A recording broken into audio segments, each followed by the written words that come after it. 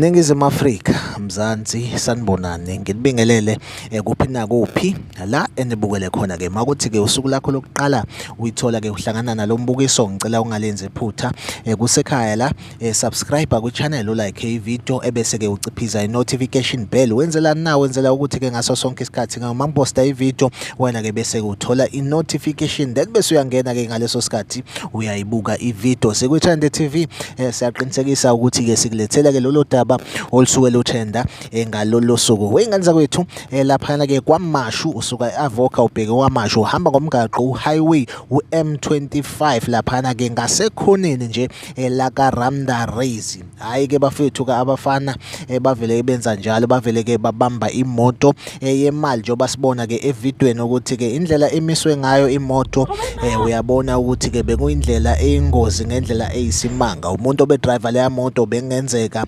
impela ayithole ke eselimala, kodwa nokho akekho olimele. Kuthiwa nje bafike bafaka amabhomu then bakhipha ama-security bawaphuca ke nabo ibhamu ke ebeziphethe laphana ke. Kuthiwa ke bashaye ke i-clean job, ulimi ke lelo kanye ke ilanguage esetshenziswayo if igebengu zishaye ke nje umsebenzi wazo kwangalimala muntu. Kuthiwa ke bashaye ke i-clean job. Siyabona ke ingane zakwethu ukuthi ke abantu ke bebeseduze ke nendawo yesigameko bayahlomula nampa, siyababona ke bacosha ke izinsalelo zemali. Khumbula ukuthi ke igilamkhuba suke zona zi-expecte ukuthi ke zizothatha amabhokisi noma izikhwama zemali okuginqika phansi, okuyimali esaphazeka phansi, azibuye zisayinaka leyo, kodwa ke nje sithatha nje amakesi anemali bese zishaya zichitha. Then abantu ke abasuke beseduze ke nendawo yesigameko bese ke nabo beqhamuka after inzo labo yaseyihambile, bafike bacoshe ke leyo mali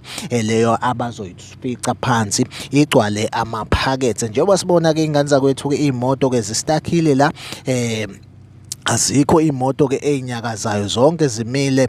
Kuthiwa impela ke kuze kwashaya isikhathi ke sasebusuku impela izimoto zingakwazi ukuthi ke zifinyelele la eziyakhona, njengoba sibona ke eyithombeni impela ukuthi ke kuze kwabamnyama impela ke abantu bevimbezekile khona ke laphana ke ekhoneni lika Ramda Race. Mawubheke nje ecrossini usuka ngase Avoca bude buduze nakhona ke laphana ke kuDumisane Makhaya Road la okusanda kwenzeka khona ke isigameko sokudutshulwa futhi ke kwezigebengu ezine laphana ke umgaqo impela ke ongekho kude kangakanani uDumisane Makhaya Road. Ngane zokwethu bekuzoshare nje lokho into ebikade ke itrenda kulona ke usuku lwayizolo. Make sure ukuthi uyayilike i-video, uyasubscribe kwi-channel. Mina nawe ngizohlezi ngikhona kulethela ke indaba ezitrendayo. Make sure impela ukuthi ke uhamba nami ngihamba nawe, subscribe kwi-channel, ulike video.